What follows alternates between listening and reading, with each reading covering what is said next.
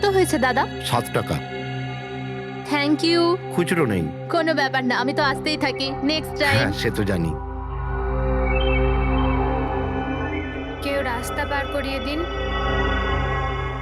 রাস্তা পার করতে চাই। আসুন, আমি আপনাকে ওপারে পৌঁছে দিচ্ছি। সামলে, হ্যাঁ? ভগবান তোমার ভালো করুক, নয়তো আজকালকার যুগে কে কাকে সাহায্য করে। আর এমন কিছু করে দিইনি আমি। 1 মিনিট, হ্যাঁ?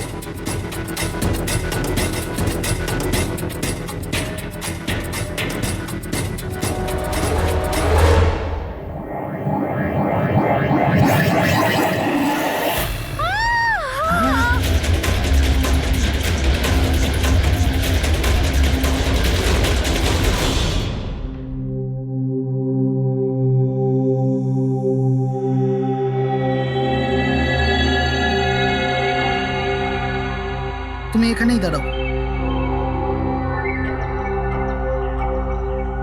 এসো।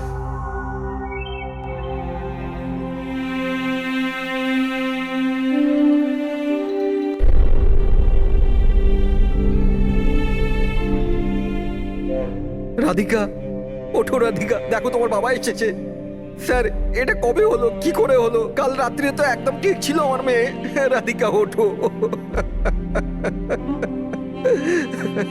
রাধিকা ওঠো বাবা, ওঠো। আমরা বাইরে আছি। রাধিকা, রাধিকা ওঠো, দেখো দেখো আমি এসেছি। রাধিকা ওঠো।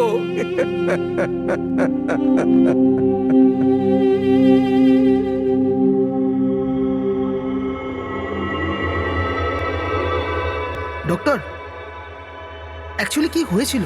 অ্যাক্সিডেন্ট। সকাল সকাল একটা গাড়িতে মেরেছে। যতক্ষণ লোকে এখানে নিয়ে এলো মারা গেছিল।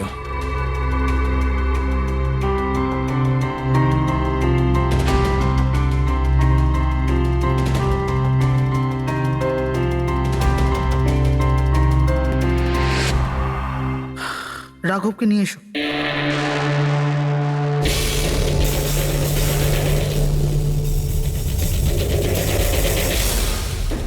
স্যার, একটু ভেতরে চলুন। কি হয়েছে? আসুন না স্যার।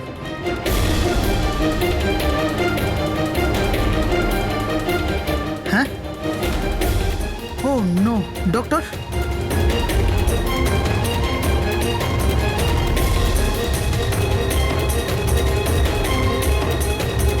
He is dead.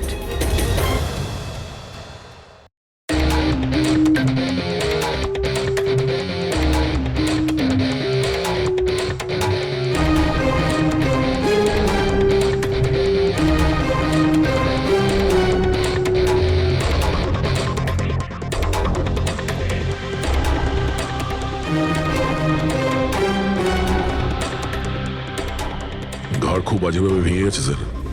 খুনি কোনো সুযোগই দেয়নি। স্যার, মাত্র 10 মিনিটের জন্য ওনাকে একা ছেড়েছিলাম। বুঝলাম না কি করে এসব হলো 10 মিনিটে। খুনির কোনো সূত্র? না স্যার, আমরা তো বাইরেই ছিলাম স্যার, দরজাও বন্ধ ছিল। কেউ বাইরে থেকে ভেতরে আসেওনি, ভেতর থেকে বাইরে যায়ওনি। এটা কিভাবে সম্ভব? মানছি খুনি এখানে লুকিয়ে বসেছিল, কিন্তু এসব করে বাইরে গেল কি করে, আর সেটা 10 মিনিটের ভেতরে? না না না, একটা কথা বল, তুমি জোর দিয়ে বলতে পারবে যে এখানে লাশ ছাড়া অন্য কেউ ছিল না? একদম স্যার, কেউ ছিল না। কারণ ঘর থেকে বেরোনোর আগে পুরো ঘরটা আমি নিজে চেক করেছি। কোনো লাশ তো খুন করতে পারে না, তাহলে করলোটা কে? এটা নিশ্চয়ই কোনো মানুষেরই কাজ। খুনি কোথায় লুকিয়ে থাকতে পারে? এই রাঘব কে ছিল? একজন সাধারণ চোর ছিল, কাল রাত থেকেই লকআপে ছিল। অ্যাক্সিডেন্টে ওর মেয়ে মারা গেছিল, তাই ওকে এখানে নিয়ে এসেছিলাম। দয়া,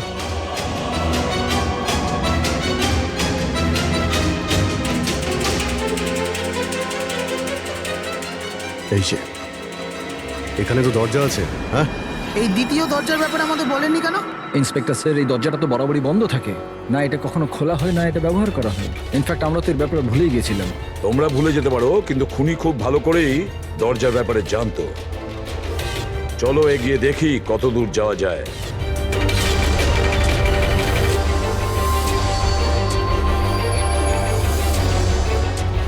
স্যার এই জায়গাটা তো সত্যি সত্যি অনেক দিন ধরেই বন্ধ পড়ে আছে মনে হচ্ছে। স্যার, হ্যাঁ এই দেখুন, জুতোর চাপ আর এই টুলের চাপ, মনে হচ্ছে কেউ এখানে বসেছিল।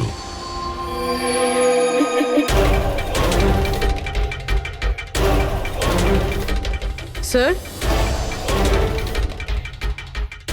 হ্যাঁ স্যার এইদিকে যাওয়ার একটা রাস্তা আছে।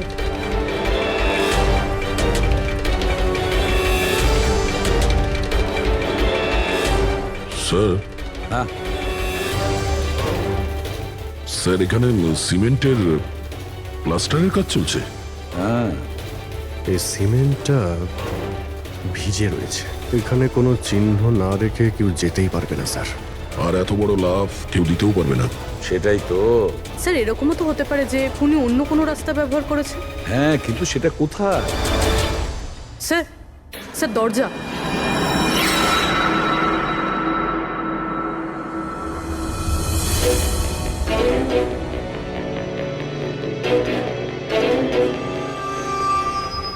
সামনেই সিকিউরিটি কেবিন, এখান থেকে তো বেরোনো অসম্ভব।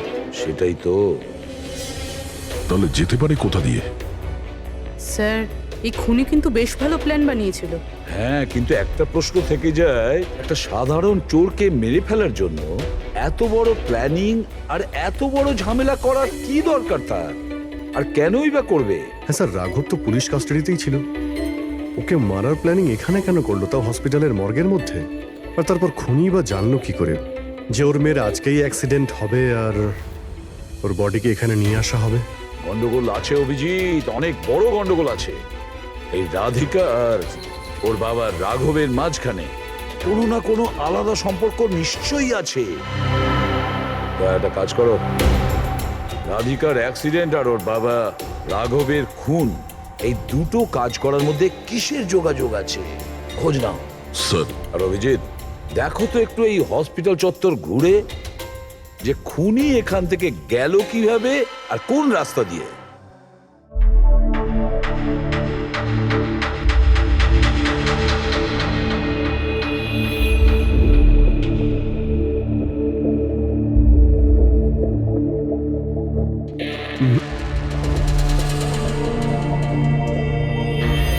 এই জানালা দিয়েই যে খুনি বাইরে বেরিয়ে এসেছে তা তো মনে হচ্ছে না। হ্যাঁ স্যার, কেননা এখানে মাটিটা তো ভেজা রয়েছে। যদি এখান থেকে লাফিয়ে বাইরে আসে তো কোনো চিহ্ন বা কিছু তো থাকতো। সেটাই তো।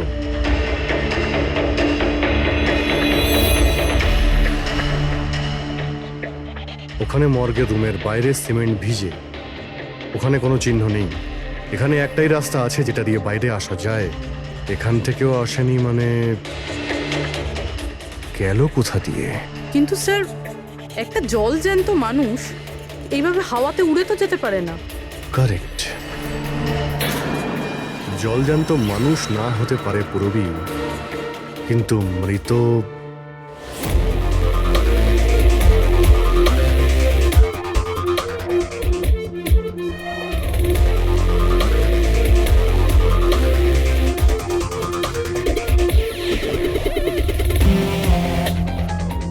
স্যার এই মেঝেতে যে জীবাণুনাশক কেমিক্যাল স্প্রে করা হয়েছে এর ওপর জুতোর ছাপ রয়েছে।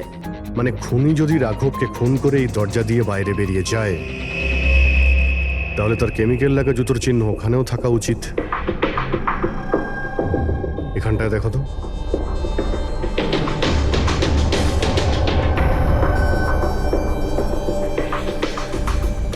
স্যার এখানে জুতোর ছাপ তো আছে, কিন্তু আমাদের জুতোর ছাপ রয়েছে। এই যে প্লাস্টিক কভার্স আমরা পরে আছি, এগুলো ছাড়া আর কোনো চিহ্ন নেই। আর কোনো চিহ্ন নেই? না। আচ্ছা, আমি যেরকম ভেবেছিলাম তেমনটাই হয়েছে। স্যার আপনি কি বলতে চাইছেন? মানে হলো খুনি এই দরজা দিয়ে বাইরে যায়নি। স্যার খুনি এই দরজা থেকে বাইরে যায়নি, মেইন ডোর থেকে বাইরে যায়নি, তাহলে বাইরে গেল কিভাবে? খুনি এই রুম থেকে বাইরেই যায়নি। এটা কি করে সম্ভব স্যার? রাঘবের মৃত্যুর পর এই রুমটা তো আমি নিজে চেক করেছি। যদি রাঘব ছাড়া এই রুমে আর কেউ ছিল তাহলে এই 8টা লাশ। Exactly my point. এখানে 8টা লাশ ছিল, 8টা। স্যার আপনি কি বলতে চাইছেন? রাঘবের খুন কোনো লাশ করেছে? হতে পারে। এই 8টা লাশের মধ্যে এখানে শুধু 5টা রয়েছে। 3টে লাশ তাদের পরিবারের লোকেরা নিয়ে গেছে। হ্যাঁ স্যার। যে লাশগুলো এখান থেকে গেছে তার ডিটেলস আমার এখনই চাই, এখনই। স্যার আমার মনে হচ্ছে এই খুনির রহস্য এই 3টে লাশের মধ্যে লুকিয়ে আছে।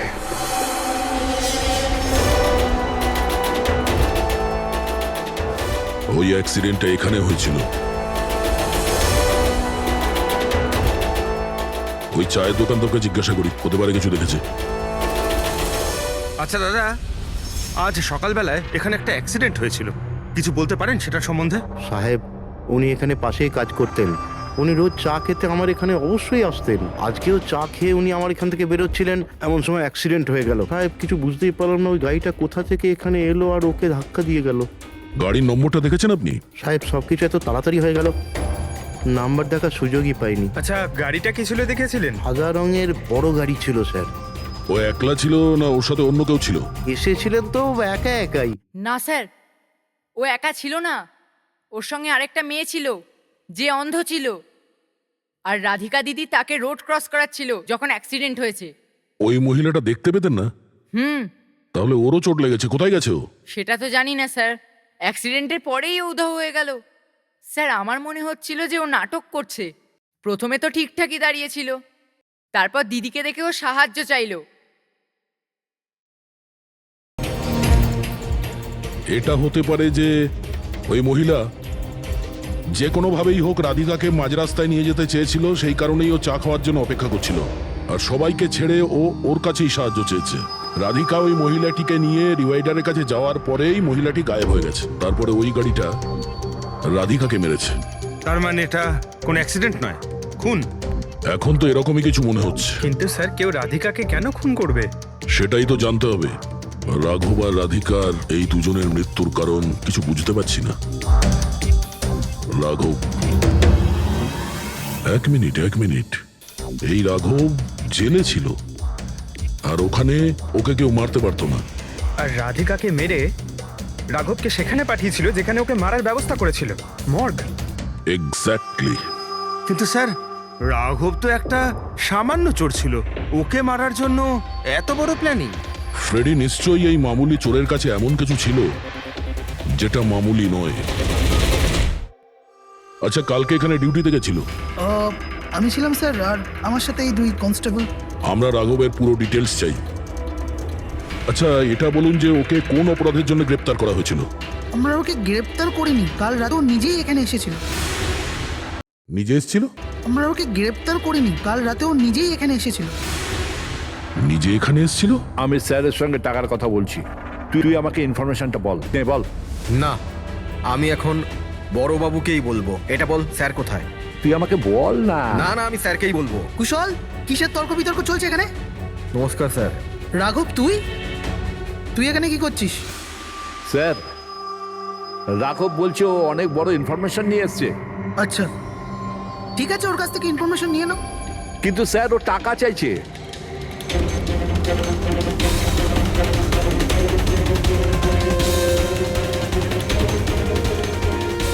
পুলিশের কাছে টাকার গল্প করছিস? টাকা চাই? খবরটা কিছু এরকম। ঠিক আছে, টাকা দিয়ে নিয়ে নাও ইনফরমেশন। কিন্তু স্যার, ও অনেক টাকা চাইছে। পরিমাণটা শুনলে আপনিও চমকে যাবেন।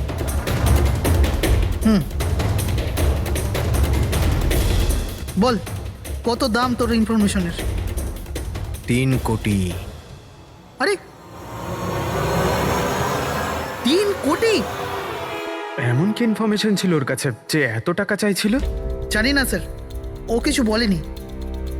হ্যাঁ, এটা বলছিল যে কয়েক হাজার লোকের জীবনের প্রশ্ন, কিন্তু বলবে তখনই যখন ও 3 কোটি টাকা নেবে। স্যার, কালকে রাতে তো ওকে আমি লকআপে রেখে দিয়েছিলাম। ভেবেছিলাম যে সকাল হলেই ওকে আমি আমার মতো করে জিজ্ঞেস করব। ঠিক তখনই ওর মেয়ের ব্যাপারে আমরা জানতে পারলাম, আর আমরা ওকে নিয়ে মর্গে চলে গেলাম। স্যার, এমন কি রহস্য ছিল ওর কাছে যার উপরে হাজার হাজার মানুষের প্রাণ নির্ভর করছিল, আর যার জন্য ওর নিজের এবং ওর মেয়ের প্রাণটাও গেল? আগে তো আমাদের এটা জানতে হবে যে এই রাঘব কালকে কোথায় কোথায় গেছিল আর কার কার সঙ্গে দেখা করেছিল আর সারা দিন ও কি করেছিল। স্যার দিনের কথা তো জানি না, কিন্তু রাতে ওর রোজকার মতো নেশাতেই ছিল। আমরা ওর ফাইলটা চাই। হ্যাঁ স্যার। এই লোকটা এখানে আসে দেখেছেন? হ্যাঁ আছে স্যার, আপনি ম্যানেজারকে জিজ্ঞেস করুন। ম্যানেজার কোথায়? ওপরে।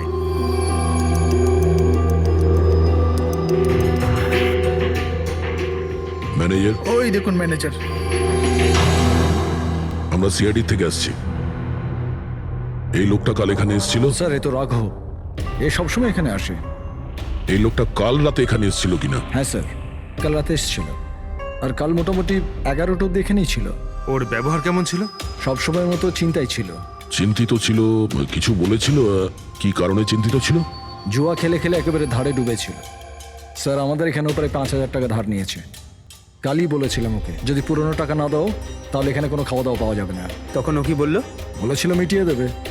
কিছু নতুন কাজ করতে যাচ্ছিল। নতুন কাজ? কি কাজ? সেটা বলেনি স্যার। ঠিক আছে, থ্যাংক ইউ। স্যার এই এই রাঘব এমন কি কাজ করতে যাচ্ছিল যে ওর সব ঋণ শোধ হয়ে যেত? আর পুলিশ স্টেশনে গিয়ে বলেছিল যে ওর কাছে বিশেষ একটা ইনফরমেশন আছে, 3 কোটি চেয়েছিল তার জন্য। যাই ঘটেছে রাঘবের এখান থেকে বেরোনোর পর আর পুলিশ স্টেশনে যাওয়ার আগে জানার চেষ্টা করি যে রাঘব এখান থেকে বেরোনোর পর কোথায় কোথায় গেছিল।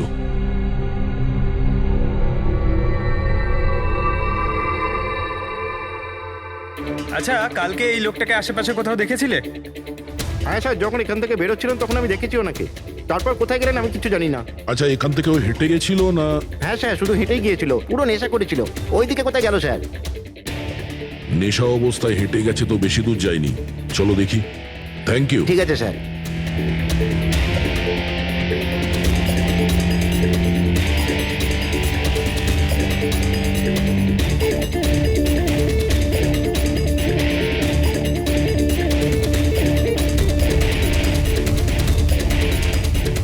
দেখেছো একে?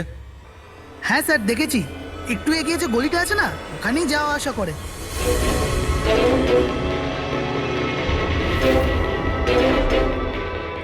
এক মিনিট, এই লোকটাকে দেখেছো? এ তো শিবার আত্মীয়।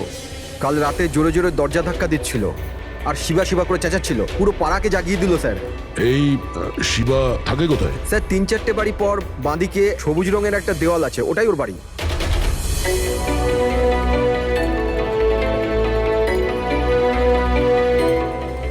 তালা লাগানো আছে, খুলতে হবে।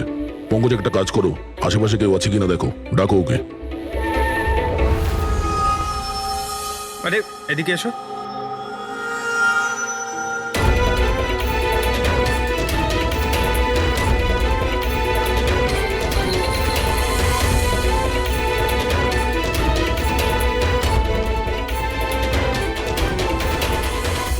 মনে হচ্ছে ঘর খালি করে ও পালিয়ে গেছে এখান থেকে।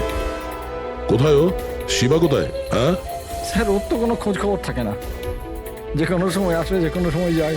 আচ্ছা, কোনো আইডিয়া আছে কোথায় পাবো ওকে? স্যার ওই বস্তির পেছনে ওর ওর আত্মীয়র বাড়ি আছে, ওখানে পাওয়া যেতে পারে, ওখানেও যায় আসে।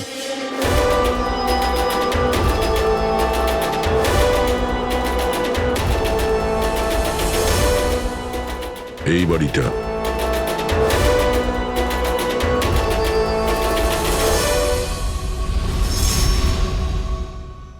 আপনি শিবার আত্মীয়? হ্যাঁ স্যার। আপনারা? এই শিবা এখানে আসা যাওয়া করে কি? হ্যাঁ স্যার, কখনো কখনো। মাঝে মাঝে। আজ আসতে পারে? বলতে পারবো না স্যার। বলতে পারবেন না? Thank you very much.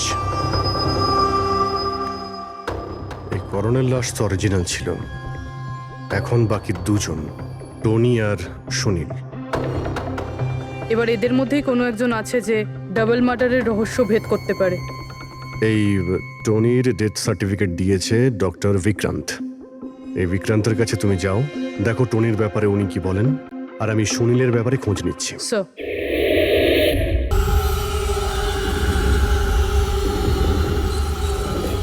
রবি,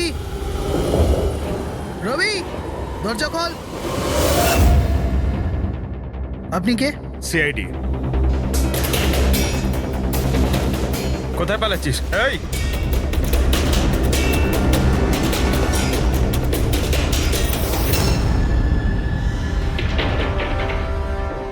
চল। স্যার আপনারা আমার পেছনে কেন পড়ে আছেন? আমি কিছু করিনি, আমাকে মারবেন না। দেখুন আমি চুপ। এখন এটা বল, ওই রাত্রে রাঘব যখন তোর বাড়িতে এসেছিল তখন কি হয়েছিল? স্যার আমি রাঘবকে নিয়ে গেছিলাম মালাডের কমল সোসাইটিতে। ও চুরি করতে গেছিল, তাই ও একটা বাড়িতে ঢুকে পড়লো, কিন্তু আমি জানতাম না ও কোন বাড়িতে গেছিল। আমি ওখানেই মোটরসাইকেলে ওর জন্য ওয়েট করছিলাম। কিছুক্ষণ পর ও যখন এলো তো ও অবাক হয়েছিল, বলছিল যে ভেতরে ও কিছু পেয়েছে। কি পেয়েছিল? ও ওখানে বোম। কি? আমি ওকে বলেছিলাম যে এই কথাটা আমরা পুলিশকে বলে দিই, কিন্তু স্যার ও নিজের লোভ সামলাতে পারলো না, তো ওর স্বার্থ সিদ্ধি করার চেষ্টা করলো। ব্যাস স্যার, এর বেশি আমি কিছু জানি না। যদি তুমি কিছু না করো তাহলে তুমি পালাচ্ছিলে কেন? স্যার ওই রাঘব আর ওর মেয়ের মৃত্যুর খবর শুনে আমি ভয় পেয়ে গেছিলাম, শুধু আমার আর আমার পরিবারের প্রাণ বাঁচানোর জন্য পালাচ্ছিলাম। স্যার, হয়তো সেই জন্যই বলছিল যে হাজার হাজার লোকের জীবনের ব্যাপার। আর যদি সত্যি রাঘব ওখানে বোম পেয়ে থাকে তাহলে এটা তো খুব সাংঘাতিক ব্যাপার। অন্য কেউ ওই বোমটা পাওয়ার আগে আমাদের খুঁজতে হবে ওই বোমটাকে। কোথায় ছেড়েছিলে তুমি রাঘবকে বলো আমাদের। চলো। কমেন। ডক্টর বিক্রান্ত, হ্যাঁ বলুন। আমি সিআইডি থেকে এসেছি। সিআইডি? বসুন। না, ঠিক আছে। এই এই টনির ডেথ সার্টিফিকেট আপনি ইস্যু করেছিলেন? হ্যাঁ, আমি ইস্যু করেছিলাম। আচ্ছা, তাহলে কি টনি সত্যিই মারা গিয়েছিল? এটা কি ধরনের প্রশ্ন করছেন আপনি? অফকোর্স মারা গেছিল, না হলে আমি ডেথ সার্টিফিকেট ইস্যু করতাম কি করে? দেখুন ডক্টর, আমি সেরকম কিছু বলতে চাইনি। এরকমও তো হতে পারে আপনার কোনো ভুল হয়েছিল, ও বেঁচে ছিল আর তারপর। আমার 20 বছরের জীবনে আমাকে আজ পর্যন্ত এরকম অভিযোগ কেউ করেনি। আচ্ছা ডক্টর, আপনি কি টনিকে আগে থেকে চিনতেন? আগে না, ওনার স্ত্রী ওনাকে ক্লিনিকে নিয়ে এসেছিলেন। হার্ট অ্যাটাক হওয়ার জন্য উনি মারা গিয়েছিলেন। হ্যাঁ ম্যাডাম, এটা সত্যি যে আমাদের দিক থেকে কোনো ভুল হয়নি। আমি কোনো হাতুড়ে ডাক্তার নই ম্যাডাম। 20 বছরের অভিজ্ঞতা আছে আমার। ইংল্যান্ড মেডিকেল কলেজ থেকে ডিগ্রি আছে আমার। আপনি বুঝতে পারছেন? England medical college. আর আপনি আমার যোগ্যতায় সন্দেহ করছেন? আমি কি জীবিত আর মৃতর মধ্যে পার্থক্য বুঝি না? I am so sorry doctor, আমি সেরকম কিছু বলতে চাইনি। আচ্ছা আপনি এটা বলুন, ওই লাশটাকে নিয়ে কোথায় যাওয়া হয়েছিল? কবরস্থানে নিয়ে গেছিল, আর কোথায় যাবে? থ্যাঙ্কস।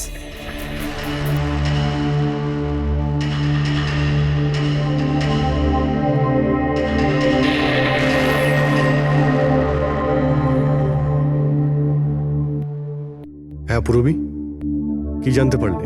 স্যার, এই ডক্টর বিক্রান্ত যে টনির ডেথ সার্টিফিকেট ইস্যু করেছিল, এ কেমন অদ্ভুতভাবে কথা বলছিল। বলছিল যে সে তার ডিগ্রি ইংল্যান্ড মেডিকেল কলেজ থেকে পেয়েছে। England medical college? হ্যাঁ স্যার। স্যার, এই নামের তো কোনো কলেজ নেই, আমি ইন্টারনেটেও চেক করেছি। তাহলে আমাকে এরকম কেন বললো? আমার মনে হচ্ছে ও কিছু লুকোচ্ছে। স্যার, আমারও তাই মনে হয়। আমি একটা কাজ করছি, আমি খোঁজ নিচ্ছি।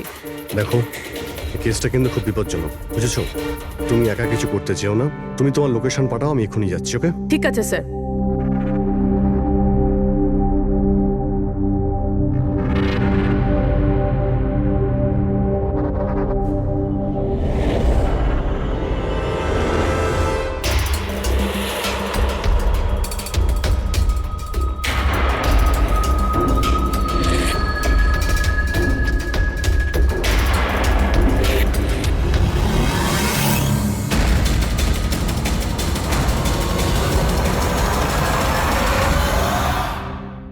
শিবা বলল যে ও রাঘবকে এখানেই ছেড়েছিল। এখানেই আশেপাশে কোথাও জিজ্ঞাসা করিনি? আপনাদের যা যা সাজেশন আছে আমাদের বলতে পারেন। মনে হচ্ছে কোনো মিটিং চলছে ভেতরে। সেটা একটু দেখে নেওয়া বাড়িয়ে নিলে। এক্সকিউজ মি, আমরা সিআইডি থেকে আসছি, আপনার কাছে কিছু জিজ্ঞাসাবাদ করব। রাঘব নামের আপনাদের মধ্যে কেউ একে দেখেছেন? না স্যার। কাল রাত আপনাদের মধ্যে কারোর বাড়িতে চুরি হয়েছে? কাল আই ডোন্ট থিঙ্ক সো। কিন্তু আপনারা এখানে কি খুঁজছেন? দেখুন, আমাদের কাছে পাকা খবর আছে যে এই লোকটা আপনাদের মধ্যে কারোর একজনের বাড়িতে চুরি করেছে।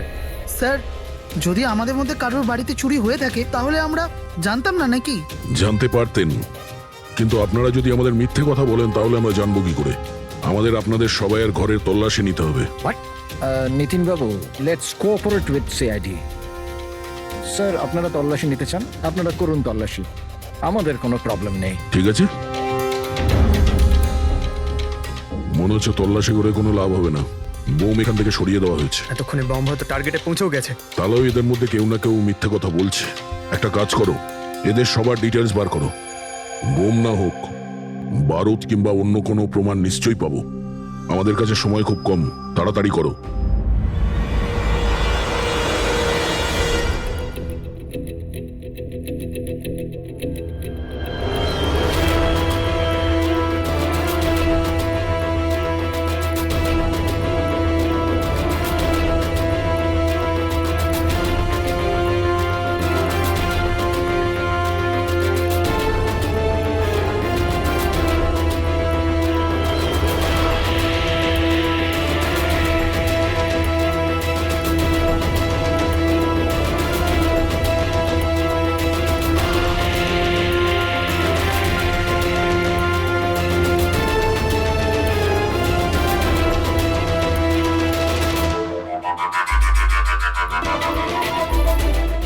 কফিন?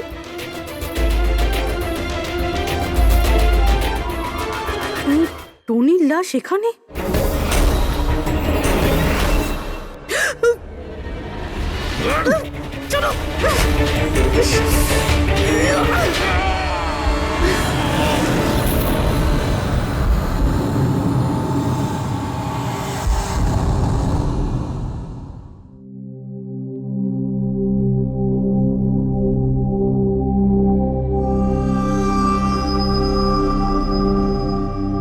হ্যাঁ পঙ্কজ, স্যার বমের ব্যাপারে কিছু জানতেই পারছি না স্যার। যে কটা লোককে আমরা সন্দেহ করছি না, প্রত্যেকটা লোকের ঠিকুজি খুঁজে বের করো খুব ভালো করে। হ্যাঁ দয়া, এই ব্যাপারে কিছু খুঁজে পেলে? স্যার, কেস ফাইল থেকে তো পাচ্ছি না, তবে পুলিশ ডেটা থেকে পাচ্ছি স্যার। আচ্ছা, কাল রাত্রে কেউ পুলিশ ডেটাবেসে এন্ট্রি করেছে স্যার। এই দেখুন, রাত 3:30-র সময় সিস্টেমের ফায়ারওয়াল 15 মিনিটের জন্য বন্ধ ছিল। মানে স্যার, কেউ এই সিস্টেমটাকে অ্যাক্সেস করার চেষ্টা করেছে আর কিছু ফাইল খুলেছে। কোন ফাইলগুলো? রাঘবের ফিঙ্গারপ্রিন্ট স্যার। রাঘবের ফিঙ্গারপ্রিন্টস?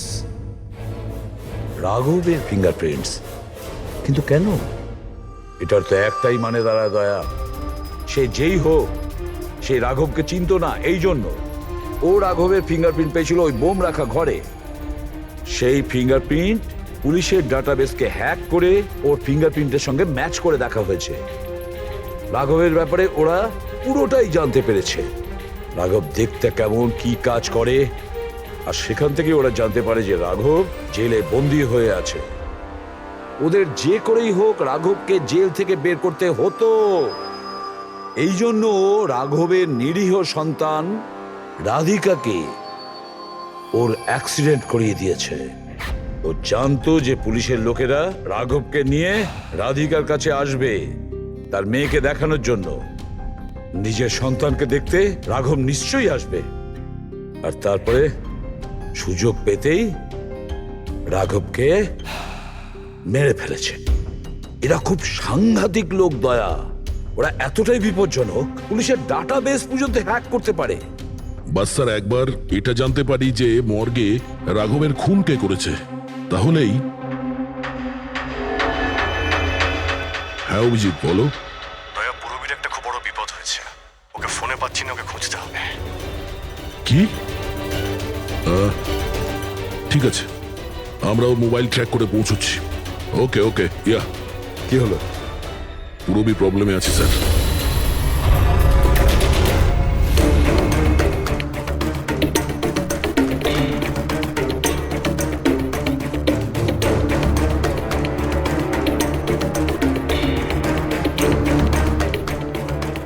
লোকেশন তো এটাই বলছে, চলো।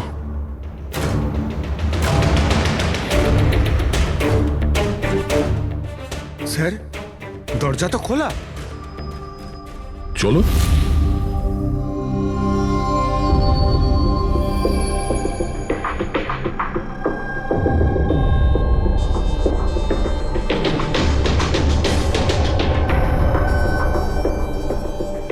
এখানে তো কেউই নেই।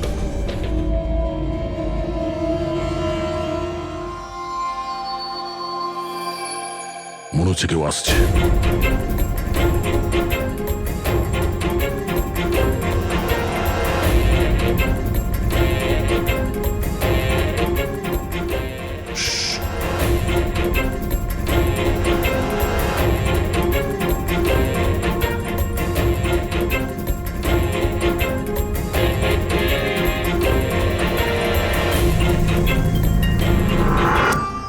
অভিজিৎ, তুমি? আমি পুরবীর মোবাইল ট্র্যাক করে এখানে এসেছি। পুরবী কোথায়? পুরবী তো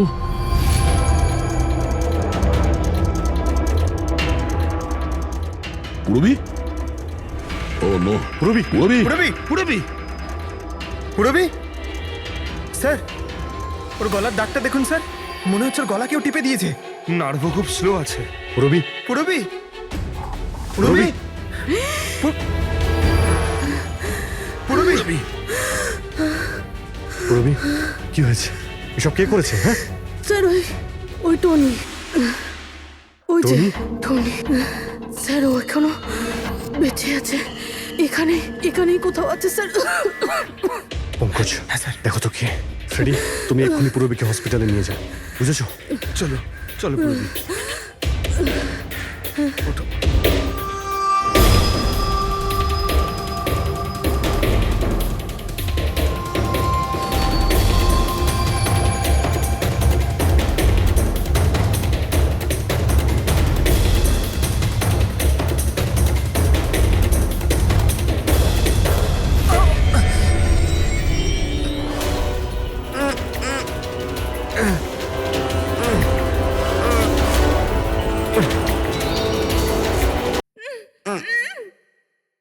আমার স্বামী। ভয় পাবেন না, আমরা সিআইডি থেকে। সাবধানে।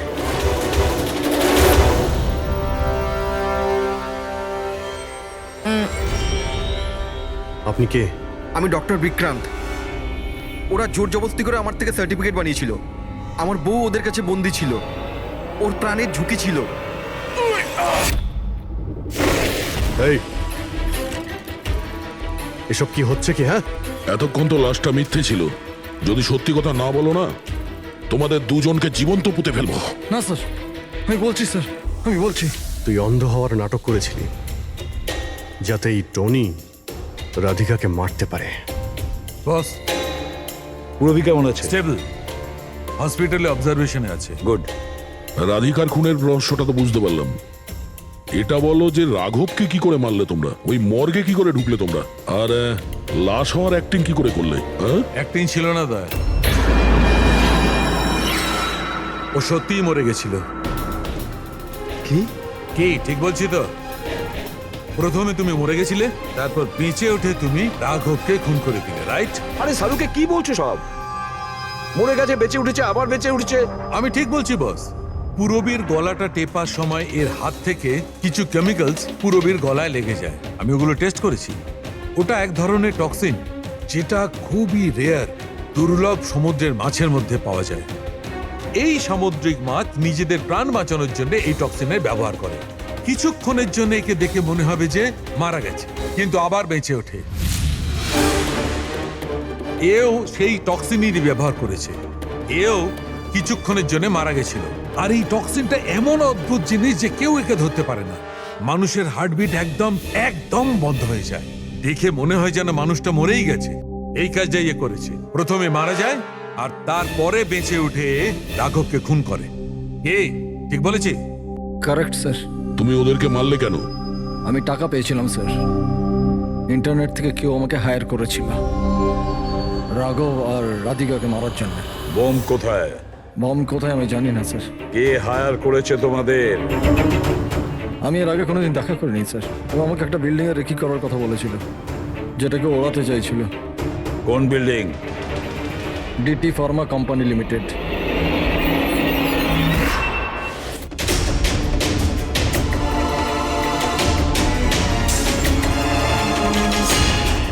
এদিকে শোনো ভাই, এদের মধ্যে কেউ কি এখানে আজকে এসেছে? হ্যাঁ, এ পার্কিং লটে গেছে স্যার।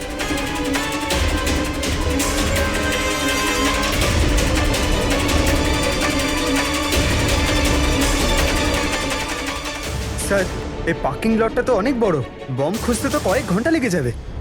আর যদি এখানে ব্লাস্ট হয় স্যার, তাহলে অনেক লোক মারা যাবে। কিন্তু ওই বোমটা কোথায়? তাড়াতাড়ি খুঁজতে হবে বোমটা। একটা কাজ করো পঙ্কজ, ফেডরিক, তোমরা ওই দিকটা যাও, আমরা এই দিকটা দেখছি।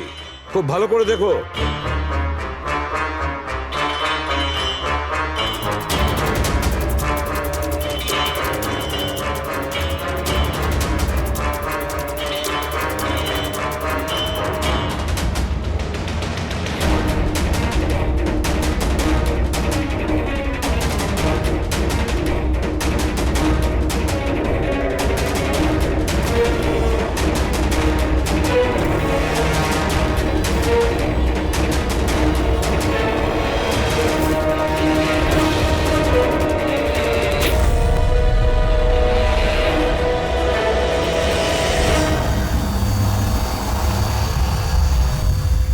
নিতিন, সিআইডি এগোবে না কেউ বলে দিলাম। টিকা টিপে দেবো আমি, ছাড়বো না আমি কাউকে। চলুন স্যার, ওকে ধরো।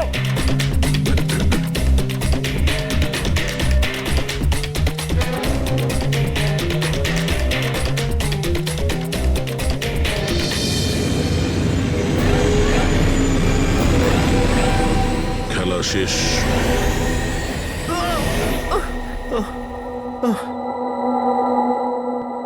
বলো নিতিন, কেন বোম দিয়ে এই বিল্ডিংটাকে উড়িয়ে দিতে চাইছিলে? বিল্ডিং নয়, কোম্পানি এটা। স্বপ্ন আমার, পরিশ্রম আমার। এটাকে আমি জমি থেকে আকাশ পর্যন্ত তুলেছি। রক্ত ঘাম এক হয়ে গেছে এটা করতে আমার। আর এরা সব কৃতজ্ঞতা স্বীকার তো দূরে থাক, আমাকে বের করে দিয়েছে। ওই বোর্ড অফ ডিরেক্টর, আমি বানিয়েছি ওকে, আমি। আর উনি আমাকেই বের করে দিয়েছেন। কি অবস্থা করেছে আমার। প্রতিশোধ তো নিতেই হতো। কিছু লোকের প্রতি প্রতিশোধ নেওয়ার জন্য তুমি এই পুরো বিল্ডিংটাকে উড়িয়ে দিতে চেয়েছিলে? হ্যাঁ, এই বিল্ডিং এ যে সমস্ত নিরীহ লোকেরা আছে তারা কি ক্ষতি করেছিল তোমার? রাঘব আর তার মেয়েরও প্রাণ নিয়েছো তুমি, আর তারপরেও এই বিল্ডিংটাকে প্ল্যান করে শেষ করতে চাইছিলে। কঠোর থেকে কঠোরতম শাস্তি হবে।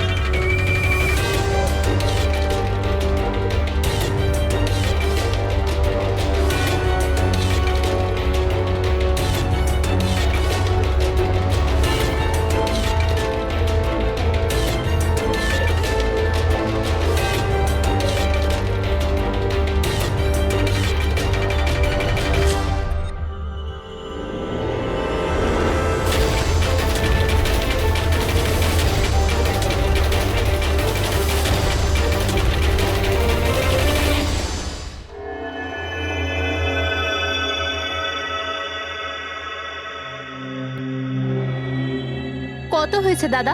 7 টাকা। Thank you. খুচরো নেই। কোনো ব্যাপার না, আমি তো আসতেই থাকি। Next time. হ্যাঁ, সে তো জানি। কেউ রাস্তা পার করিয়ে দিন, রাস্তা পার করতে চাই। আসুন, আমি আপনাকে ওপারে পৌঁছে দিচ্ছি। সামলে, হ্যাঁ। এটা কি জানো? DNA report sir. তাহলে এটাও জানো যে এর রিপোর্টে কি লেখা আছে। আর তারপরেও তুমি চাইছো যে আমি মেনে নেব যে তুমি কোনো দোষ করনি, তুমি দোষী নও। স্যার, স্যার আপনি আমাদের শিখিয়েছেন সত্যের থেকে বড় এই পৃথিবীটার কিচ্ছু নেই স্যার। এই কেসটার সত্যিটাও তাই স্যার। আমি কাউকে খুন করিনি স্যার, সত্যি বলছি স্যার। তুমি যদি খুন না করে থাকো তাহলে তোমার রক্ত ওই অস্ত্রতে লাগলো কি করে পঙ্কজ? আমি জানি না স্যার। Damn it! জানো না মানেটা কি? হ্যাঁ, এই যে তোমার হাতে চোট লেগেছে, ওই যে রক্ত চিহ্নটা রয়েছে, সেটাই চিৎকার করে বলছে খুনি তুমি পঙ্কজ, তুমি। আমি আপনাকে বলেছিলাম স্যার, আমি অটো করে যখন বিউরো আসছিলাম তখন কেটে গেছিল স্যার।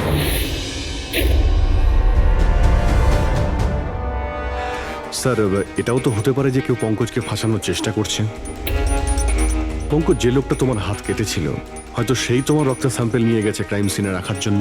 স্যার না স্যার, স্যাম্পল ছিল না ওর কাছে।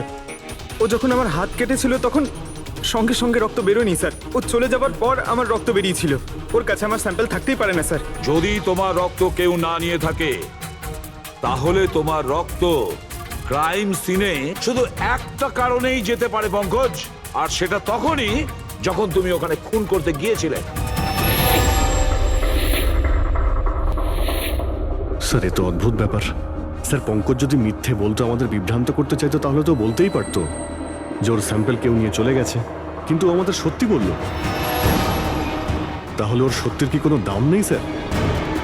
হ্যাঁ অভিজিৎ, সত্যির অনেক দাম আছে, কিন্তু আপাতত এই কেসের একটাই সত্যি, এই খুনের একজনই সাসপেক্ট, আর সে হলো পঙ্কজ।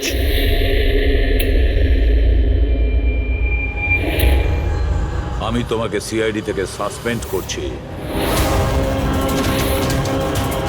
স্যার,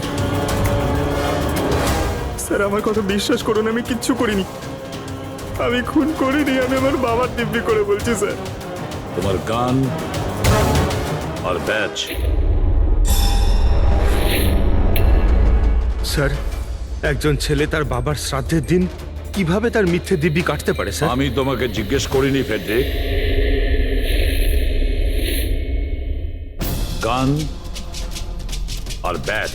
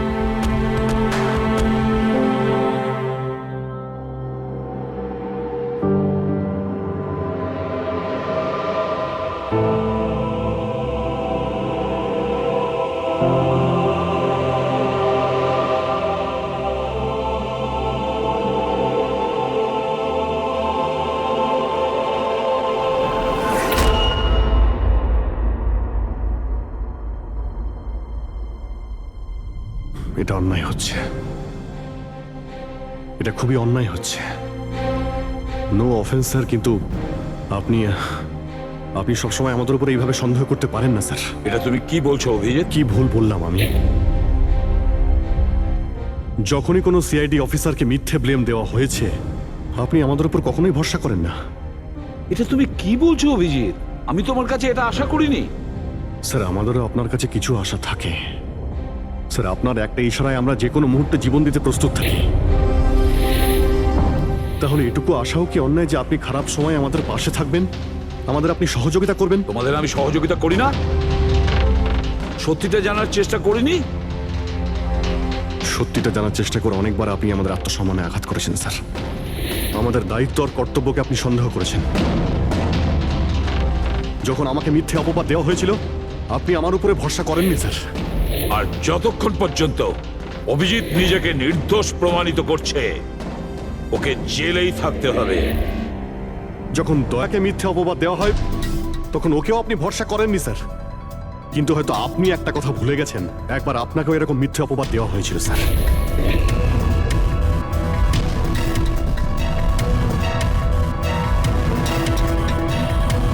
সেই মুহূর্তে আমাদের মধ্যে কেউ আপনাকে সন্দেহ করেনি। আমরা শক্ত দেওয়াল হয়ে আপনার সামনে দাঁড়িয়েছিলাম স্যার, যাতে আপনাকে কেউ ক্ষতি করতে না পারে। তাহলে আমাদের খারাপ সময় কি আপনি আমাদের পাশে দাঁড়াতে পারেন না? অভিজিৎ কোনো অপরাধীর থেকেও বিপজ্জনক একজন ইমোশনাল সিআইডি অফিসার। তুমি ইমোশনাল হয়ে যাচ্ছ অভিজিৎ। আমি তোমাকে এই কেস থেকে সরিয়ে দিলাম।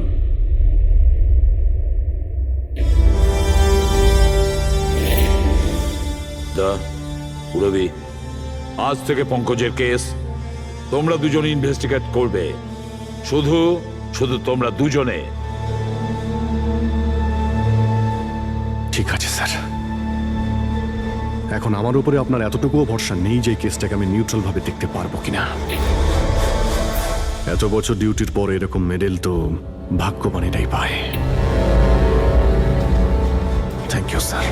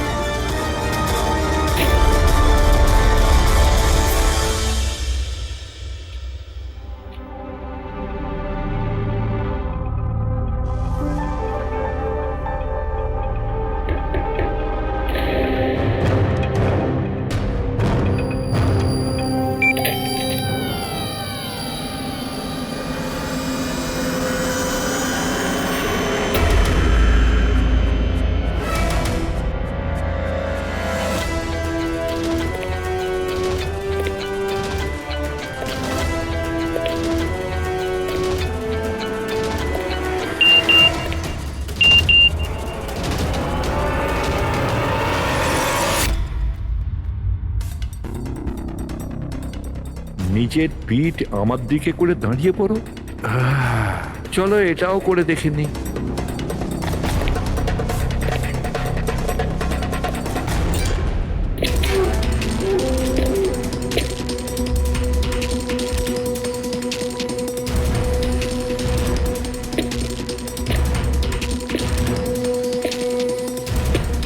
আপনি এসে গেছেন স্যার।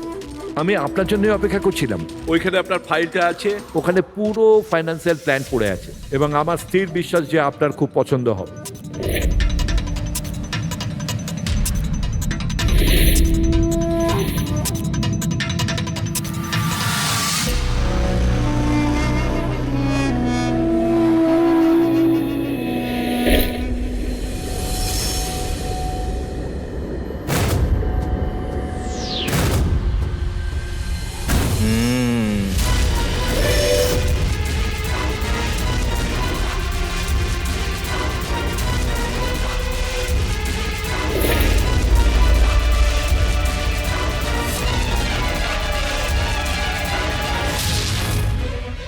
আরে এ তো নকল।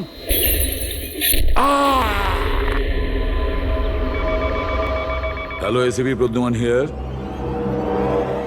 হোয়াট? কখন? আচ্ছা ঠিক আছে।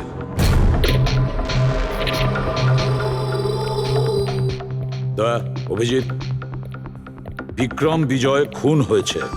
বিক্রম বিজয় মানে ওই কেলেঙ্কারি কেসের? হ্যাঁ হ্যাঁ, ওই বিক্রম বিজয় আজও আইনকে ফাঁকি দিয়ে পালাচ্ছিল, আর আজই ও খুন হয়েছে ওরই বাড়িতে।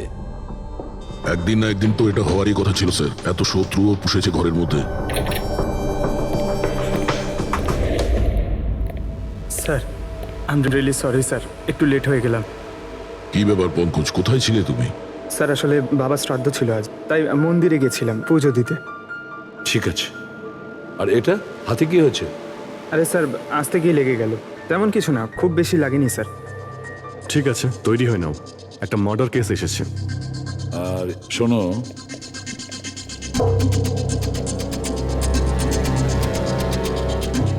কার আবার মার্ডার হলো? বিক্রম বিজয়ের।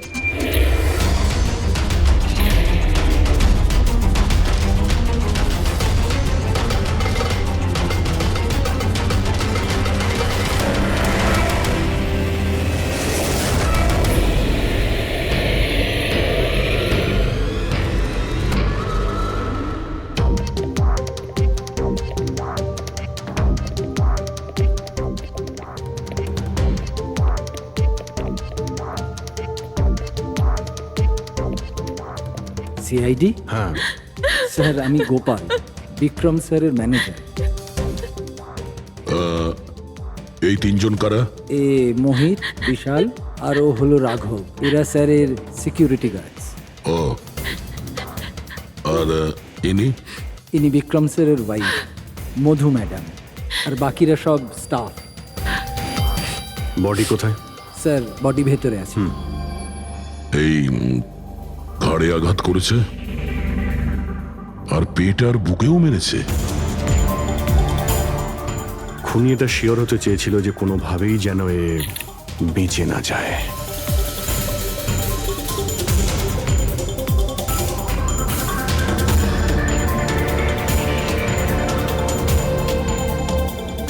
মনে হচ্ছে এটা দিয়ে আঘাত করেছে এর উপর।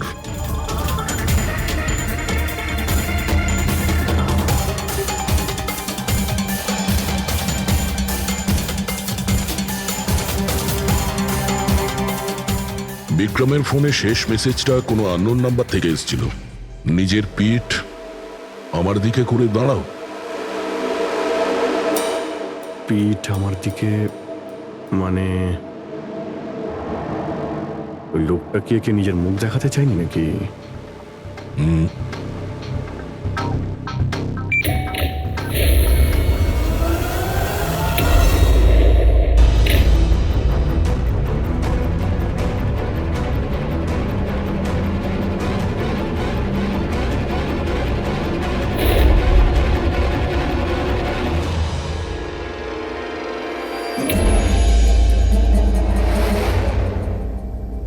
এই দেখুন স্যার, ফুলদানি থেকে আমি কি পেয়েছি, অডিও রেকর্ডিং ডিভাইস।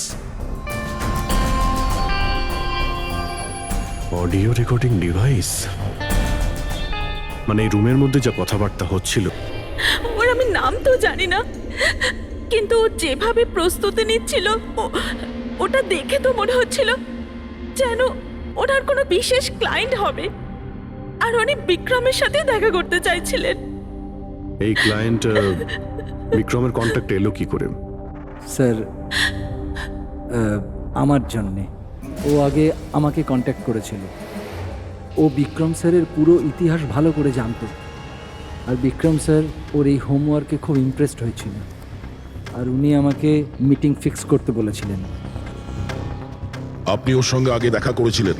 না স্যার, ওই ফোন করেছিল, আর সেটাও প্রাইভেট নাম্বার থেকে।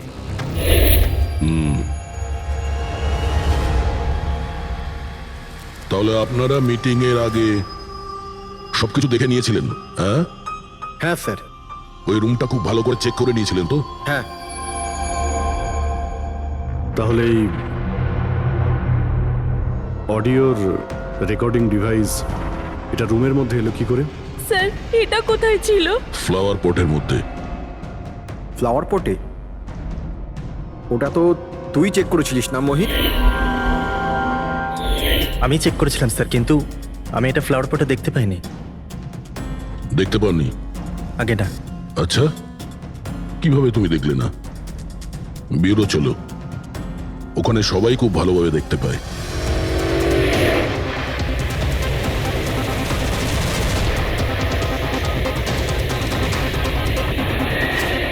মোহিতের উপর নজর রাখবে। গুলি চালাবে না। কৈলাস স্যার আপনি? কে ইনি? ইনি সিবিআই অফিসার কৈলাস বাবু। কেমন আছেন স্যার? দারুণ। কি ব্যাপার স্যার, হঠাৎ করে আপনি আমাদের রাস্তা আটকে দিলেন? অভিজিৎ, আমার ওই লোকটাকে চাই যে তোমাদের সিআইডির গাড়িতে বসে আছে। মোহিত? ও ও আমাদের অপরাধী স্যার, ওকে আমরা বিউরোতে নিয়ে যাচ্ছি ইন্টারোগেট করার না জন্য। অভিজিৎ, ও অপরাধী নয়, ও একজন সিবিআই অফিসার। কি বলছেন আপনি? এই মোহিত সিবিআই অফিসার? কিন্তু স্যার এ তো ওই বিক্রমের ওখানে গার্ডের চাকরি করছিল। দেখাবার জন্য, সত্যিটাকে লুকোবার জন্য। কিরকম সত্যি স্যার? মোহিত একজন আন্ডার কভার। ও আমার কথাতেই ওখানে ডিউটি করছিল, আর আমার কথাতেই ও বিক্রমের ওখানে রেকর্ডিং ডিভাইসটা লাগিয়েছিল। আর এই কারণে কিছুই বলতে হচ্ছিল না। আন্ডার কভার মরে যাবে, কিন্তু প্রোটোকল ভাঙবে না। না ঠিক আছে স্যার, ওই অ্যাকচুয়ালি কিছু জিজ্ঞাসাবাদ তো করতেই হবে, খুনের ব্যাপার তো, জাস্ট জেনারেল জিজ্ঞাসাবাদ। আর আমরা ওই অডিও রেকর্ডিংটা পেতে পারি স্যার? আমরা জানতে চাই যে খুনি আর বিক্রমের মধ্যে কি কথা হয়েছে। আপনি এসে গেছেন স্যার, আমি আপনার জন্য অপেক্ষা করছিলাম। ওইখানে আপনার ফাইলটা আছে, ওখানে পুরো ফাইন্যান্সিয়াল প্ল্যান পড়ে আছে, এবং আমার স্থির বিশ্বাস যে আপনার খুব পছন্দ হবে। এটা নকল। মনে হচ্ছে এই বিক্রম বিজয় খুনিকে চেনে, সেই কারণে খুনি ওকে নিজের মুখ দেখতেই দেয়নি। আর যখন বিক্রম জানতে পারে যে যে টাকাগুলোকে দেওয়া হয়েছে সেগুলো নকল, তখন সে বিক্রমকে খুন করে আর ব্যাগ নিয়ে চলে যায়। একটা কাজ করি আমরা, এই মোহিতকে, আন্ডার কভার পুলিশকে কিছু জিজ্ঞাসাবাদ করি। আই এম সরি স্যার, এই কেসটা এখনো বন্ধ হয়নি। এই জন্য আমি যদি আপনাদের এর থেকে যদি কিছু বেশি বলি তাহলে প্রোটোকল ভাঙা হবে, হুইচ আই ডোন্ট ওয়ান্ট। দেখো মোহিত, আমি তোমার প্রোটোকলকে রেসপেক্ট করি। এমন তো কিছু পেয়েছো তোমার ইনভেস্টিগেশন চলাকালীন যেটা হয়তো তোমার প্রোটোকলের মধ্যে পড়ে না, আর সেই জন্য তুমি আমাদের কিছু বলতে পারো। কিছু তো একটা বলবে যে সূত্র ধরে আমরা খুনি পর্যন্ত পৌঁছতে পারি। আমি আপনাদের শুধু এটা বলতে পারি যে গত কয়েক বছর ধরে সিবিআই এই বিক্রমের পিছনে পড়েছিল। আজ থেকে 15 বছর আগে, সাল 2002-তে সিবিআই এক আন্ডার কভার অফিসারকেও বিক্রমের পিছনে লাগিয়েছিল কিছু বিশেষ প্রমাণ জোগাড় করতে, কিন্তু কিছু পাওয়া যায়নি। আর আনফর্চুনেটলি আমাদের এই অফিসার মারা যান। এক মিনিট, নাম কি ছিল এই অফিসারের? ইন্সপেক্টর অধিরাজ।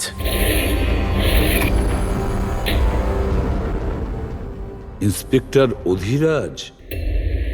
এই বোতলে যে রক্তটা আছে, এই রক্তে বিক্রমের ডিএনএ ছাড়াও অন্য কারো ডিএনএ আছে। বিক্রমের ডিএনএ ছাড়াও অন্য কারো ডিএনএ আছে? তুমি বলতে চাইছো অন্য কেউ ছিল? কে ছিল সালুকে? ক্রিমিনাল ডাটাবেসের সঙ্গে কম্পেয়ার করে দেখেছিলে, ম্যাচ করে দেখেছিলে তুমি? তার দরকার পড়েনি। প্রয়োজন ছিল না কি বলছো সালুকে? সেটা কার ডিএনএ? ওই ডিএনএ পঙ্কজের। হোয়াট? ওই ডিএনএ পঙ্কজের? আমাদের পঙ্কজের? আমাদের পঙ্কজের। এটা কি করে হতে পারে? সিআইডি অফিসার হলো পঙ্কজ।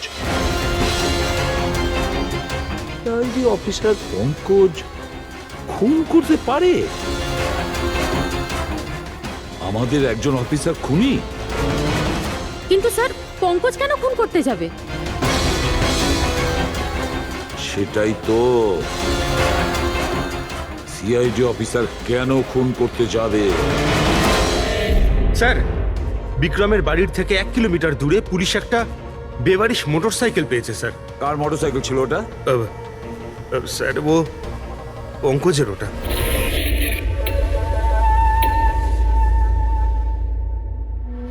ভাবছিলাম তাই। তার মানে পঙ্কজের বাইকটা পাওয়া গেল ওখানে, আর আপনাদের কারুর অবাক লাগলো না?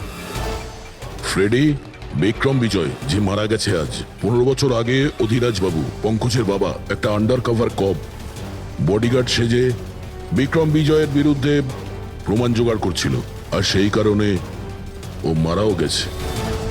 তার মানে স্যার, পঙ্কজ এটা ভাবে যে পঙ্কজের বাবার মৃত্যুর পিছনে এই বিক্রম বিজয়ের হাত রয়েছে, আর এই জন্য ওর বাবার মৃত্যুর প্রতিশোধ নেবার জন্য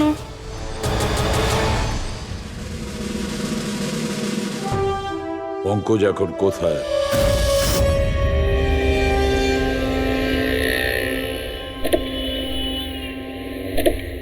আরে স্যার, আপনারা? আরে এই প্রশ্নটাই তো আমরা তোমাকে জিজ্ঞেস করছি। তুমি এখানে কি করছো? তুমি তো অসুস্থ ছিলে। আরে স্যার, বাইক চুরি হয়ে গেছিল আমার। এই সামনে থানাতেই রিপোর্ট লেখাতে এসেছিলাম। এই দেখুন।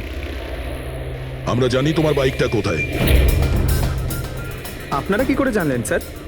তোমার বাইক বিক্রম বিজয়ের বাড়ির কাছে পেয়েছি। সেই বিক্রম বিজয় যে তোমার বাবার খুনি।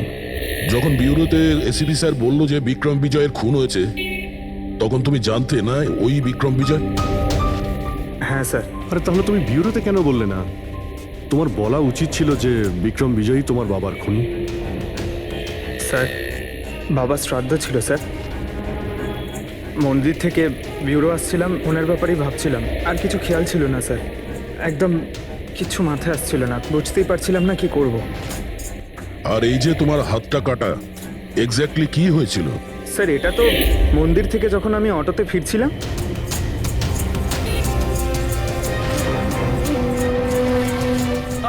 কি হলো স্যার? তাহলে একজন অচেনা লোক আঘাত করে চলে গেল, হ্যাঁ? এমনি অকারণে? স্যার, আমি জানি বিশ্বাস করাটা একটু কঠিন, কিন্তু এটাই সত্যি। আচ্ছা পঙ্কজ, তুমি সবসময় তো বাইকে করে বিউরোতে আসতে, হঠাৎ তুমি অটো করে কেন এলে? হঠাৎ করে না স্যার, আমার বাইক তো দুদিন ধরে খারাপ হয়ে রয়েছে। তাহলে তোমার খারাপ হয়ে যাওয়া বাইকটাকেও নিয়ে গেল। সে ওটাকে রিপেয়ার করলো, আর ঠিক হয়ে যাওয়ার পর ওটাকে একটা ফাঁকা জায়গায় ফেলে দিয়ে এলো। তাও কাকতালীয় ভাবে এমন একজনের বাড়িতে ফেলে দিয়ে এলো যার আজই খুন হয়েছে, আর যে তোমার বাবার খুনিও। স্যার, আপনারা আমাকে সন্দেহ করছেন? আপনাদের মনে হচ্ছে ওই বিক্রম বিজয়কে আমি মেরেছি?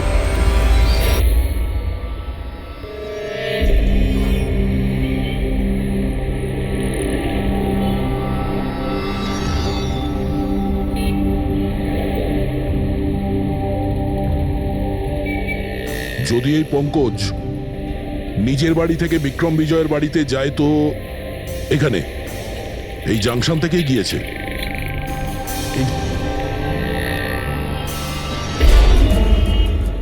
স্যার, সিগন্যালে সিসিটিভি ক্যামেরা রয়েছে।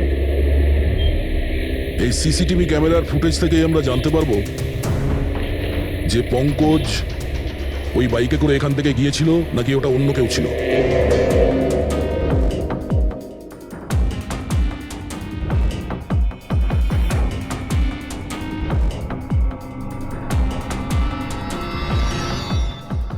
এক মিনিট রিওয়াইন্ড করো,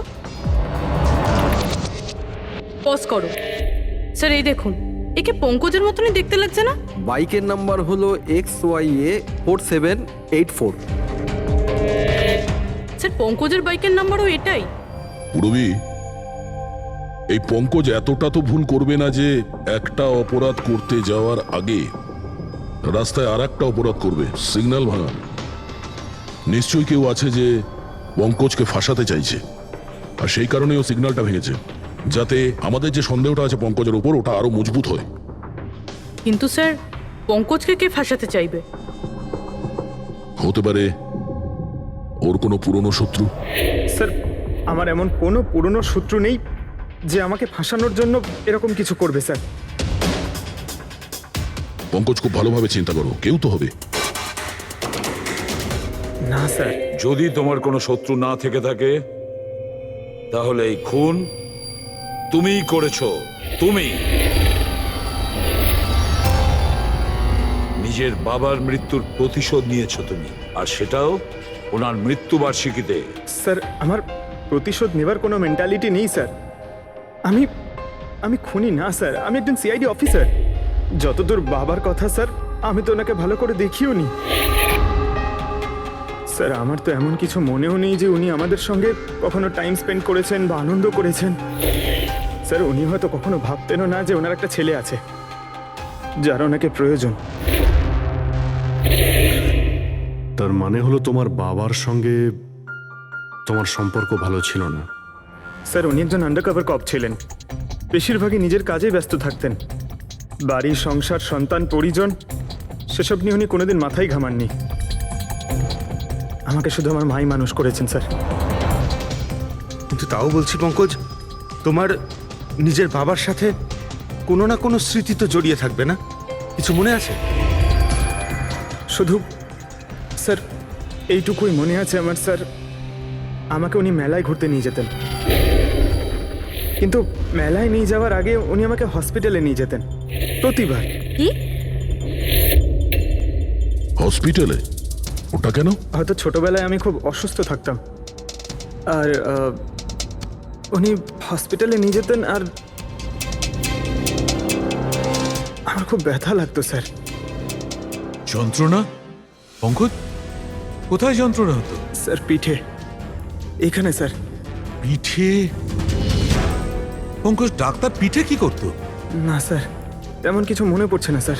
মনে করো পঙ্কজ, মনে করো কি করতো? তোমার পিঠে ইঞ্জেকশন দিত বা পিঠের থেকে রক্ত বার করতো? কি করতো মনে করো? Sir sir sir drill machine দিয়ে কিছু করতো হসপিটালে। কি বলে? ড্রিল মেশিন দিয়ে? আর তারপরে তোমার পিঠে যন্ত্রণা হতো? খুব ব্যথা করতো স্যার, আমি তো এক সপ্তাহ ঠিক করে বসতে পারতাম না। আর তারপর বাড়ি যাবার পর তোমার ঘুম পেত, অদ্ভুত কিছু মনে হতো, মাথা ঘুরতো? হ্যাঁ স্যার। স্যার মেলায় যখন আমি ঘুরতে যেতাম তখন ঘোরের মধ্যে থাকতাম স্যার, সারাক্ষণ মাথাটা ঝিমঝিম করতো আর ঘুরতো স্যার। কিন্তু স্যার এই কথাটার কেসটার সাথে কি সম্পর্ক? সম্পর্ক আছে বস। আমার মনে হচ্ছে এর বাবা এর খুব কম বয়সে এর বোন ম্যারো ডোনেট করে দিয়েছিল। কিন্তু স্যার বাচ্চাদের বোন ম্যারো ডোনেট করা তো বেআইনি কাজ। বেআইনি কাজ, কিন্তু আমার মনে হচ্ছে বস টাকার জন্য বা যে কোনো কারণেই হোক ওই ডক্টর এর বাবার জন্য এই সমস্ত করেছে। সেটা বুঝলাম স্যার, কিন্তু আমি এখনো এটা বুঝতে পারছি না যে ওই ঘটনাটার এই কেসের সাথে কি সম্পর্ক। কানেকশন এইটা পুরোপুরি, যখন কাউকে বোন ম্যারো ডোনেট করা হয়ে থাকে তখন যাকে বোন ম্যারো ডোনেট করা হয়েছে সেই ব্যক্তির হিউম্যান কাইমারিজম হয়ে যায়। হিউম্যান কাইমারিজম? এটা কি ডক্টর সালুখে? মনে করো যে লোকটাকে বোন ম্যারো ডোনেট করা হয়েছে সেই ব্যক্তিটির শরীরে দুটো ডিএনএ তৈরি হয়ে যায়। একটা ডিএনএ সেইটা যেটা ওর নিজের অরিজিনাল, আর দ্বিতীয় ডিএনএটা তার যার বোন ম্যারো তাকে ডোনেট করা হয়েছে তার। তার মানে ডক্টর, পঙ্কজের বোন ম্যারোটা যে পেয়েছে তার রক্তেও এই পঙ্কজের ডিএনএ আছে? এক্স্যাক্টলি দয়া বস, আমার মনে হচ্ছে সেই ব্যক্তিটা একটা বিশেষ লোক যার জন্য পঙ্কজের বাবা এই কাজ করেছিলেন। এমন কোন বিশেষ লোক যে পঙ্কজের বাবা ইন্সপেক্টর অধিরাজের খুব কাছের মানুষ ছিলেন, আর তার মৃত্যুর প্রতিশোধ নিতে গিয়ে ও একটা খুন করে বসে। কিন্তু কে?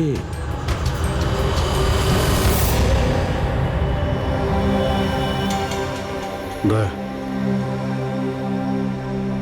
High sir. Hello Abhijit. Hi Daya. Hello. Good. Sorry, আপনাকে এরকম একটা জায়গাতে ডেকে আনতে হলো। অভিজিৎ, যে ইনফরমেশন তোমার দরকার ছিল সেটা না সিআইডি অফিসে দেওয়া যেত না আমার অফিসে? থ্যাংক ইউ স্যার আমাদের সাহায্য করার জন্য। স্যার পঙ্কজ একজন সৎ অফিসার, আর যদি আপনার সাহায্যকে আমরা নিরাপরাধ প্রমাণ করতে পারি। অভিজিৎ, তোমার মনে আছে এক বিপজ্জনক অপরাধী ছিল রাকা, তাকে ধরতে তুমি আমাকে সাহায্য করেছিলে। তা ধরে নাও আমি সেটারই ঋণ মেটাচ্ছি। এসব আপনি কি বলছেন স্যার? অ্যাকচুয়ালি আমাদের পঙ্কজের বাবা ইন্সপেক্টর অধিরাজের ব্যাপারে কিছু ইনফরমেশন চাই, যতটা আপনি দিতে পারবেন। আপনি কাজ করেছেন না ইন্সপেক্টর অধিরাজের সঙ্গে? হ্যাঁ দয়া, অধিরাজ খুবই সৎ ইন্সপেক্টর ছিল আর সাহসীও। আমার তো এটা বলতে গর্ব হয় যে আমরা একসাথে কাজ করেছি। স্যার অ্যাকচুয়ালি আমরা এটাই জানতে চাই যে ওনার আন্ডারকভার মিশনের সময় ওনার সঙ্গে কারো কি কোনো গভীর সম্পর্ক হয়েছিল? আই মিন কোনো নতুন পরিবার, সেরকম কিছু অভিজিৎ, এই যে আন্ডার কভারদের যে দুরকম জীবন হয়, খুব কঠিন হয় সেটা সামলানো। এই পুলিশেরাও তো মানুষ হয় নাকি? আর তাদেরকেও সেই সীমাটা পেরিয়ে যেতে নেই যেটা ও পেরিয়ে গিয়েছিল। মানে ওনারও কারোর সঙ্গে ভালোবাসা হয়েছিল? ওনারও কোনো অন্য পরিবার ছিল? হ্যাঁ, অধিরাজের দ্বিতীয় স্ত্রী বাচ্চা জন্ম দিতে গিয়ে মারা গিয়েছিল। ও, আর অধিরাজ বাবুর মৃত্যুর পর এই দ্বিতীয় বাচ্চাটার কি হয়েছে? এই রহস্য সবসময় রহস্যই রয়ে গেছে। অধিরাজ ওই দ্বিতীয় বাচ্চাটাকে কোথায় রেখেছে, কিভাবে বড় করেছে, আর ওই বাচ্চাটা কোথায় গেল কেউ কিছু জানে না। আর এই যে বাচ্চাটা, মানে দ্বিতীয় বিয়ের বাচ্চাটা, কত বয়স ওর? এই পঙ্কজের থেকে 2-3 বছর বড় হবে। বিয়ে পঙ্কজের মায়ের সাথে আগে হয়েছিল, কিন্তু বাচ্চা দ্বিতীয় স্ত্রীর আগে হয়েছিল। হয়তো ওনার কোনো রোগ ছিল যার কারণে অধিরাজবাবু পঙ্কজের বোন ম্যারো ওকে দিয়েছিলেন। নিজের বাবার মৃত্যুর প্রতিশোধ নিতে হতে পারে খুনটা পঙ্কজের সৎ ভাইই করেছে। আর এখন প্রশ্ন এটাই যে পঙ্কজের এই সৎ ভাই কে সে, আর এখন কোথায়? আমার কিছু আইডিয়া হচ্ছে যে ওর সঙ্গে ঠিক কি হতে পারে। দেখুন স্যার, আমাদের আরো একটা সাহায্যের খুব প্রয়োজন। এই আন্ডার কভার মিশনের সময় আপনাদের সঙ্গে আর কারা কারা ছিলেন তার সবার ইনফরমেশন চাই, আর অধিরাজ বাবুর ডিটেলস। অভিজিৎ, এটা একটু মুশকিল হবে। জানি স্যার, এটা খুবই কঠিন, কিন্তু কাউকে নির্দোষ প্রমাণ করতে হবে। আপনি আমাদের উপরে বিশ্বাস রাখতে পারেন, সমস্ত ইনফরমেশন আমাদের কাছেই থাকবে। ওকে। আরে ভাই, কতক্ষণ আর অপেক্ষা করতে হবে? এই লোক সময় আসে না কেন?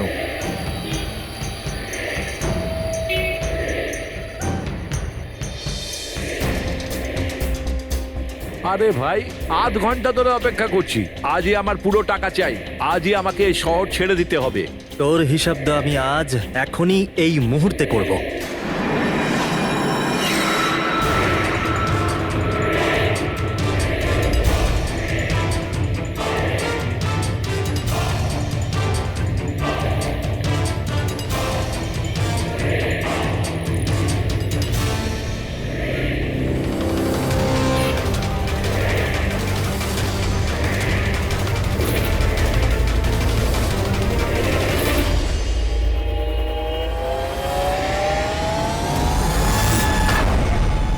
ওর অ্যাকাউন্ট সিআইডি বন্ধ করবে।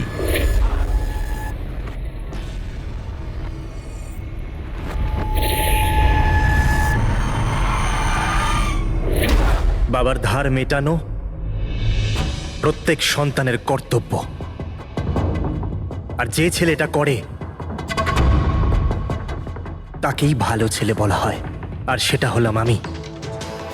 তুমি তো কিছু করনি, আমি নিয়েছি আমার বাবার মৃত্যুর বদলা। দেখো মোহিত, তোমাদের বাবা ইন্সপেক্টর অধিরাজ একজন সৎ, একজন কর্তব্যপরায়ণ পুলিশ অফিসার ছিলেন। কি ভাবছিলে তুমি তোমার মতন একজন অপরাধীর বাবা হয়ে গর্ব করতেন, নাকি পঙ্কজের মতন একজন সৎ সিআইডি অফিসারের উপর? তার সত্যি কথা বলতে তো বাবার সব সময়ই এই পঙ্কজের উপর গর্ব ছিল, আর ভালোবাসতো একেই বেশি। আমাকে তো উনি অনাথ আশ্রমে দিয়ে দিয়েছিলেন স্যার, যাতে ওনার দ্বিতীয় পরিবারের ওপর কোনো আঁচ না আসে। তুমি যখন এই কথাটা জানতে আমাদের কাছে এলে না কেন? আমি তো তোমার ভাই, একসঙ্গে ধরতাম বিক্রমকে, তাও আইনের পথে। চাই না আমার তোমার সাহায্য। আমাদের বাবার হত্যাকারীকে কিভাবে ধরতে হবে, কিভাবে ওর উপর প্রতিশোধ নিতে হবে, এর প্ল্যানিং আমি আগে থেকেই করে রেখেছিলাম, অনেক দিন থেকে। আর এটাই হলো কারণ আমার সিবিআই অফিসার হওয়ার। আর ঠিক আমার বাবার মতোই একটা আন্ডার কভার মিশনে গেছিলাম ওই বিক্রমের বিরুদ্ধে, কিন্তু এইবার তাকে সাজা দেওয়ার জন্য নয় স্যার, বরং ওকে শেষ করার জন্য। একজন সিবিআই অফিসার হয়েও তুমি অপরাধ করেছ। তোমাদের মতো অফিসারের জন্যই সবাই আইনের উপরে ভরসা করতে পারে না। এই কাজে কেতন তোমাকে সাহায্য করেছিল না? হ্যাঁ স্যার, কেতনও আমার বাবার সাথে কাজ করত। সেও একজন আন্ডার কভার অফিসার ছিল, সেই আমাকে সবকিছু বলেছে। আর তার বলাতেই আমি জানতে পারি যে ছোটবেলায় আমার একটা অপারেশনও হয়েছিল। আর যখন তুমি জানতে পারলে যে তোমার রক্তে দুটো ডিএনএ আছে, একটা তোমার আর একটা আমার, তুমি খুন করে আমাকেই ফাঁসিয়ে দিলে। হ্যাঁ, আর এই জন্য আমার রক্ত বার করে আমি অস্ত্রের ওপরে ছড়িয়ে দিয়েছিলাম, আর তারপর তোমার হাত কেটেছিলাম, যাতে এক তীরে দুই পাখি মরে। আমার দুই শত্রু, আমার বাবার হত্যাকারী ওই Vikram. Hello Kailash sir. Sir, আমি বিক্রমের রুমেতে অডিও ডিভাইস লাগিয়ে দিয়েছি।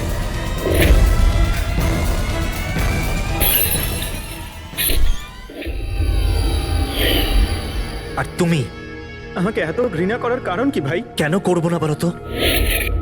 আজ পর্যন্ত সবকিছু তুমি পেয়েছো, আমাদের বাবার নাম, ওনার ভালোবাসা, ওনার সম্মান, সবকিছু। আর দুঃখের বিষয় তো এটা যে এত কিছু পাওয়ার পরেও তোমার এতটুকু হুঁশ ছিল না যে আমাদের বাবার হত্যাকারী কে। স্যার, আজকে যদি আমি না হতাম তাহলে আমাদের বাবার হত্যাকারী আজও বেঁচে থাকতো এবং ঘুরে বেড়াতো। আর তুমি কি পেলে মোহিত? জেল? আর খুন করে তোমার বাবা কি পেল মরার পরে? লজ্জা? স্যার, একটা প্রশ্ন করতে পারি আপনাকে? আপনারা আমার কাছে পৌঁছলেন কি করে? কারণ আমি এতটুকুও ভুল করিনি সমস্ত প্রমাণ পঙ্কজের বিরুদ্ধে করতে। সেটা তো আমরা জানতাম যে পঙ্কজ এ কাজ কোনোদিন করতে পারে না। আর বাকি রইল তোমার অবধি পৌঁছানোর। যখন আমরা দুটো ডিএনএর খোঁজ পেলাম, আমরা তোমার বাবা ইন্সপেক্টর অধিরাজের ব্যাকগ্রাউন্ড চেক করলাম। সেখান থেকেই আমরা জানতে পারি যে ওনার আরো একজন ছেলে আছে, তুমি। ব্যাস, আমরা সেই ছেলের ঠিকুজি খুঁজে বার করলাম তোমার। আর পুরো ব্যাপারটা ছবির মতন পরিষ্কার। অনেক ভুল করেছো তুমি মোহিত, মস্ত বড় ভুল করেছো। আইন তোমাকে কঠোর থেকে কঠোরতম শাস্তি দেবে, হয়তো যাবজ্জীবন জেল, না হলে ফাঁসি।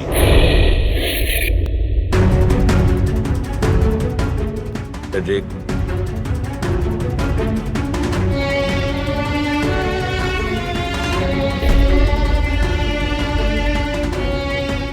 সরি স্যার, আমি জানি তোমার মনে শুধু আমার প্রতি ঘৃণাই আছে, কিন্তু আমি সত্যি জানতাম না আমার কোনো ভাই আছে। আমি জানি না তোমার সঙ্গে কি হবে, কিন্তু তুমি একটা কথা সবসময় মনে রেখো, আমি তোমার অপেক্ষা করব। I'll wait for you, brother.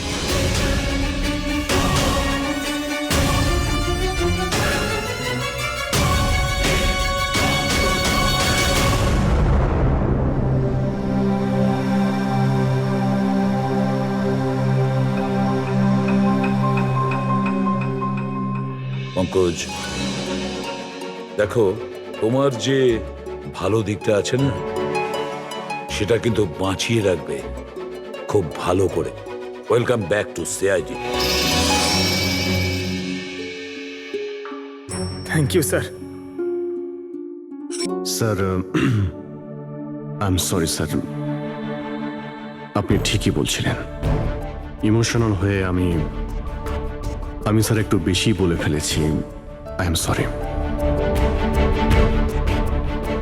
দেখো অভিজিৎ, তোমরা সবাই আমার কাছে শুধু সিআইডি অফিসার নও, তোমরা আমার গর্ব, আমার আত্মবিশ্বাস, তোমরা আমার শক্তি। তোমরা আর এসিবি প্রদ্যুমান আজ পর্যন্ত নিজের শক্তিকে সন্দেহ করেনি, না কোনোদিন করবে। সময় তো সব সময়ই মানুষের পরীক্ষা নেয়, কিন্তু কর্তব্যের পথে চলার সময় যদি নিজের সন্তানের উপরেও গুলি চালাতে হয়, আমাদের হাত যেন না কাঁপে। স্যার, আমি কিচ্ছু করিনি স্যার, আমি কাউকে খুন করিনি স্যার। এটা কি জানো? DNA report sir. তাহলে এটাও জানো যে এর রিপোর্টে কি লেখা আছে? আর তারপরেও তুমি চাইছো যে আমি মেনে নেবো যে তুমি কোনো দোষ করনি? তুমি দোষী নও। স্যার স্যার আপনি আমাদের শিখিয়েছেন সত্যের থেকে বড় এই পৃথিবীতে আর কিচ্ছু নেই স্যার। এই কেসটার সত্যিটাও তাই স্যার। আমি আমি আমি কাউকে খুন করিনি স্যার, আমি সত্যি বলছি। তুমি যদি খুন না করে থাকো তাহলে তোমার রক্ত ওই অস্ত্রতে লাগলো কি করে পঙ্কজ? আমি জানি না স্যার। Damn it! জানো না মানেটা কি? হ্যাঁ, এই যে তোমার হাতে চোট লেগেছে, ওই যে রক্ত চিহ্নটা রয়েছে, সেটাই চিৎকার করে বলছে খুনি তুমি পঙ্কজ, তুমি। আমি আপনাকে বলেছিলাম স্যার, আমি অটো করে যখন ব্যুরো আসছিলাম তখন কেটে গেছিল স্যার।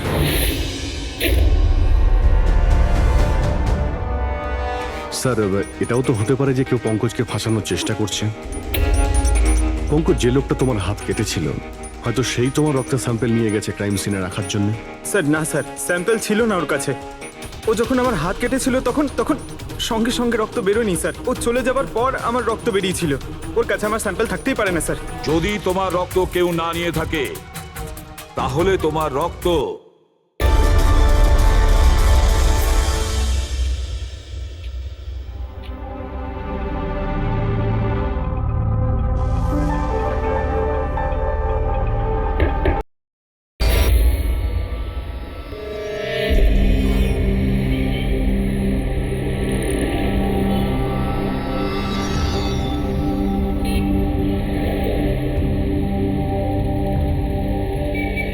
যদি এই পঙ্কজ নিজের বাড়ি থেকে বিক্রম বিজয়ের বাড়িতে যায় তো এখানে এই জাংশন থেকেই গিয়েছে।